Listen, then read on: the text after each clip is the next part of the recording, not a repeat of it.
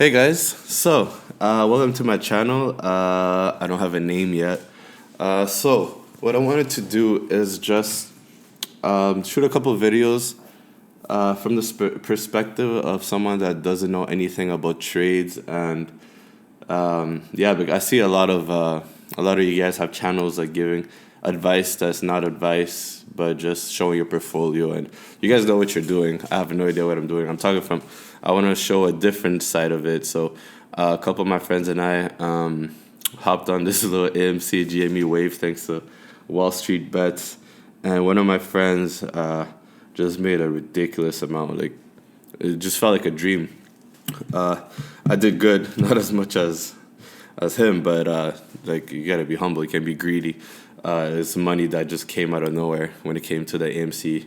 It's just a different perspective because a lot of people give advice, and I just want to learn more, and I'm here to learn. So I'm just watching a lot of videos for the last 2-3 weeks. Didn't know anything, still don't know anything. This is not advice. This is far from advice. So if you guys have any, I know there's a couple trading course YouTube accounts or whatever. If you could refer me a couple of good ones that are not like scams. I just feel like a couple of them are like, the YouTube ads are like, hey, look, follow me. This is a real one.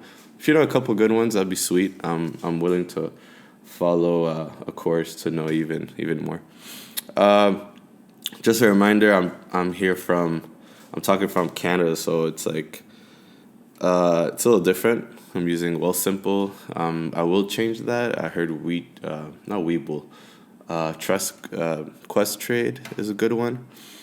If you guys have some advice also for trading from Canada, but with the conversion of the US, what's the best way to do it? Because we do lose 1.2% or something like that. Because obviously the Canadian dollar is a little lower. So I'll just tell you a story real quick. A friend of mine, a really close friend of mine, was reading about GME a couple of months back when it wasn't that popular, and he was telling me about it. He's like, it was $2. I think it was $2 for GME at one point. He's like, yo, this is going to blow up. You have no idea what's happening. I was like, man, you're weird. You're just saying random stuff. I still didn't have a Simple account or whatnot, and he was just telling me, yeah, this is going to be crazy. Long story short, he got in at 18-20, but like a big amount, like all his savings, and then he pulled it out. He pulled most of it out when it was like 400. So he just made a killing, and right at that moment, I was too late for the GME wave, so I just got into AMC, but at a good price, and I got out at like 18. A pretty significant amount, so I'm happy with that. Especially seeing how like Robinhood messed the whole system up, and I feel bad for. Well, I still have some stocks in it, but not enough to affect me in a bad way. But I do feel bad for whoever got in a little late. But it's not really your fault. It's from what I don't know anything, but from what I could tell is like the whole Robinhood, like people got out because they froze accounts, and it just killed the whole momentum from what I could see.